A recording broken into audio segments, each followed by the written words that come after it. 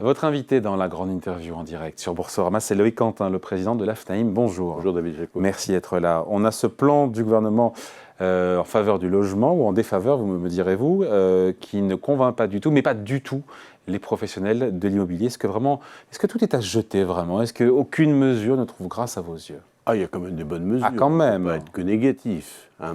Les bonnes mesures, lesquelles sont-elles? Alors, tout d'abord, l'annonce faite de mettre enfin un terme au SDF, aux 300 000 SDF que l'on compte, on recense aujourd'hui, et notamment dégager des moyens pour pouvoir les loger. Et ce serait un bon signal, compte tenu que c'est un phénomène dont on parle depuis très longtemps. On est passé de 200 000 à 300 000, et puis aussi démontrant clairement que ce sont 30% d'entre eux, d'ailleurs, ont un travail. C'est bien, finalement, le logement qui est le facteur d'exclusion dans ce pays. Donc, qu'on les loge une bonne fois pour toutes et qu'on n'en parle plus.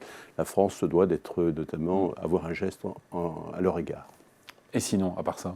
Sinon, à part ça, les bonnes choses, alors le prêt à taux zéro, parlons-en. notamment la prolongation. Prolongé jusqu'en 2027, mais recentré, entre guillemets. En tout cas, il ne pourra plus servir à financer des maisons individuelles. C'est terminé. C'est terminé, voilà, c'est la fin de la récréation. La maison individuelle est définitivement bannie. Elle est synonyme notamment d'étalement urbain, elle est synonyme notamment d'artificialisation, donc c'est au sens-là, et donc on veut reconcentrer la demande des Français, le logement, sur le collectif. On avait certainement possibilité de faire autrement et de trouver d'autres substituts plutôt qu'une maison individuelle étalée. Je pense que c'est une vraie question sur le vrai débat repose sur la question foncière qui n'a pas été abordée non plus dans... Et pourtant, vous avez palabré pendant des mois et des mois dans le cadre du Conseil national de la refondation. Il y a eu des doléances, des 700, 200 pages, je ne sais pas quoi. Ah oui, on a été 200 à travailler, mais enfin, je dirais une concertation, une consultation en trompe-l'œil, je dirais même une mascarade. Nous étions d'ailleurs le secteur privé peu représenté. Une consultation, je dirais, qui n'était pas très scientifique, qui était uniquement d'abord en visio, pas en présentiel. J'ai pu prendre la parole, moi, 2 fois. Et notamment pour rappeler aussi, dans un premier temps, que si nous devions nous positionner sur la question logement, avoir une vision prospective, une vision d'avenir sur le logement, qui est un vrai problème, un vrai fléau en France, il fallait éviter d'opposer le social et le privé. C'était la question du logement pour les Français, la question du logement d'abord.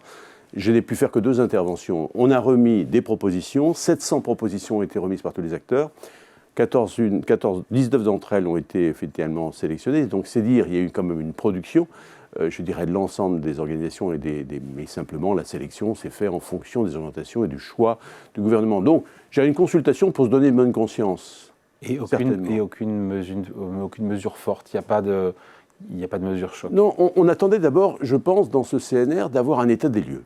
Un état des lieux, la politique du logement depuis 20 ou 30 ans en France, ce qui avait réussi, ce qui avait échoué, les insuffisances, à la fois sur le parc, sur l'accession à la propriété, sur le parc social, sur le parc public, sur l'investissement locatif, sur tous les rouages de l'économie immobilière.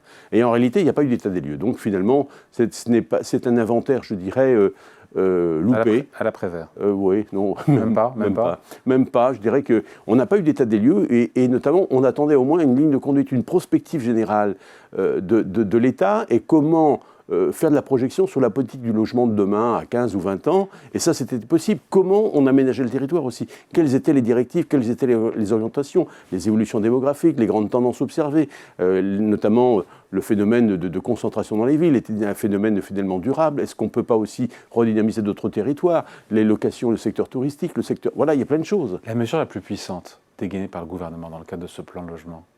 La plus puissante? Ouais. La plus impactante? J'en vois pas. Positivement ou négativement? Non, positivement, impactante positivement, évidemment. Positivement, non. Ça peut aider le secteur à sortir du marasme. Alors le secteur, non, parce que si c'était positif, aujourd'hui, c'est répondre à une situation d'urgence et une situation qui est négative. Or, aujourd'hui, tous les signaux sont en rouge sur beaucoup de secteurs, que ce soit la construction neuve. Donc c'est quelque chose la construction neuve va souffrir. Souffrir ou est en train de souffrir? Est en train de souffrir déjà. Il y a un ralentissement complet des commercialisations de logements de neufs, 40 à 45% de chute, notamment de la commercialisation. Il ne se passe rien. Les autorisations de construire chutent également. Et les opérations qui pourraient sortir ne sortiront pas parce que les logements ne se vendent pas et ne se vendent plus. Donc il y a un vrai problème.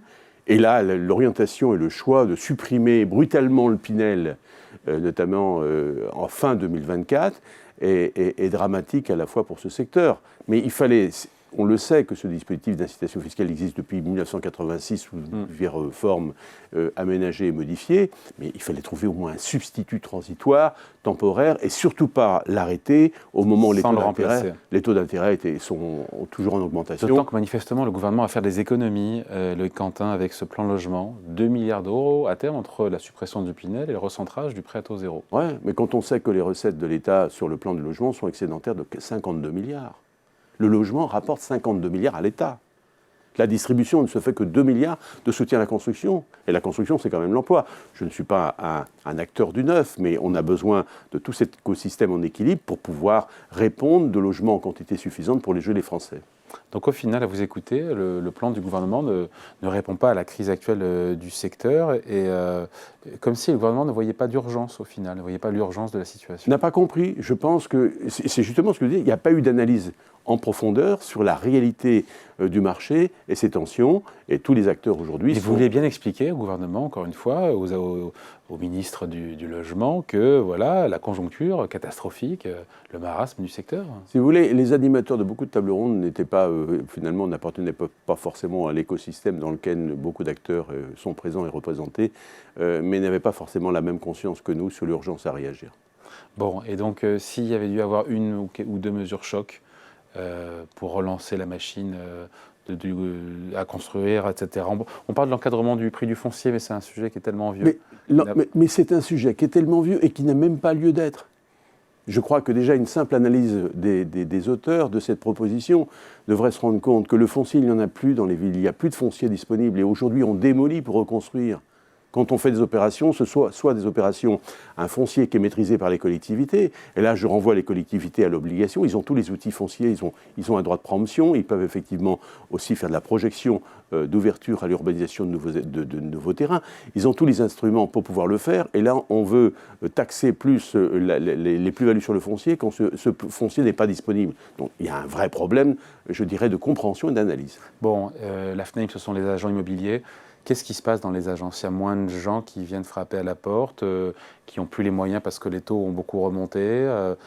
Les vendeurs commencent à comprendre que la donne a changé, qu'il faut accepter des baisses de prix. Oui. Voilà, qu'est-ce qui se passe là? Actuellement, de toute façon, la hausse des taux a réduit complètement la capacité d'emprunt des ménages, et beaucoup d'accédants, primo-accédants, sont obligés de rester locataires, et donc les transactions sont en chute et vont ralentir considérablement. C'est plus de 10%. Les transactions sont en baisse de combien? On va finir à 950 000, qu'on était à 1 150 000. Voilà. C'est une baisse de quoi? De 15-20% des transactions? 15%, oui. Transactions? Oui. Bon, et les prix qui baissent un petit peu, mais pas plus que ça. Alors oui, mais vous savez, en économie immobilière, il y a toujours un retard, si vous voulez. D'abord, il faut considérer qu'il y a une baisse de la demande. La demande n'étant plus présente, automatiquement, l'offreur en face, il est obligé de se confronte à cette réalité. Il vient après à baisser ses prix. La baisse des prix est enclenchée. 1,7 moyenne de baisse des prix sur les 3 derniers mois. Donc aujourd'hui, c'est pas... Rajouter à l'inflation, ça fait 6%. Hein, voilà ce que je veux dire. Mais aujourd'hui, c'est sur 3 mois. Qui ont doublé en 10 ans. Oui, mais c'est le temps de la décélération. C'est le temps de réajustement. C'est un marché qui est long, c'est pas un marché boursier. La baisse s'accélère, là? La baisse des prix s'accélère? Oui, elle s'accélère. Elle va s'accélérer très, très, très vite maintenant. Puisque dans tous les cas, sinon, on arrive sur un marché qui est en blocage, un marché qui ne se reproduit plus, qui n'y a plus de rotation. Mais on peut très bien reconnaître des périodes, comme on a connu par le passé, dans les années 90-92, où avoir 3 mois, 4 mois, sans rien, sans transaction, sans échange. C'est aussi ça le risque d'un marché.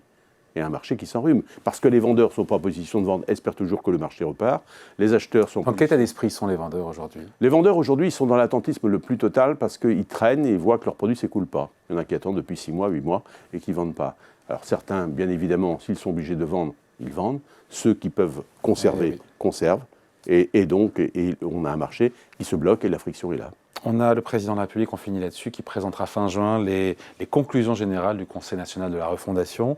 Est-ce que vous demandez solennellement au président de la République d'annoncer des mesures de soutien plus fortes en faveur du logement, des mesures de grande ampleur? Nous ne perdons pas espoir à ce que dans ce pays, on se saisisse de la question logement une bonne fois pour toutes. Il y a urgence, de toute façon, à bien loger les Français. Je crois que, et surtout pour les jeunes, surtout ceux qui vont rentrer dans le marché, ceux qui auront besoin de se loger à la rentrée, il faut qu'il y ait une prise de conscience de l'État. Et on attend effectivement un geste fort de sa part, et notamment que le président de la République entende notamment l'appel du secteur professionnel. Voilà, donc l'espoir est permis. En attendant, donc on finit là-dessus, juste donc, pour vous, la fin de l'année en termes de baisse de prix, on pourrait être où dans l'immobilier résidentiel ancien?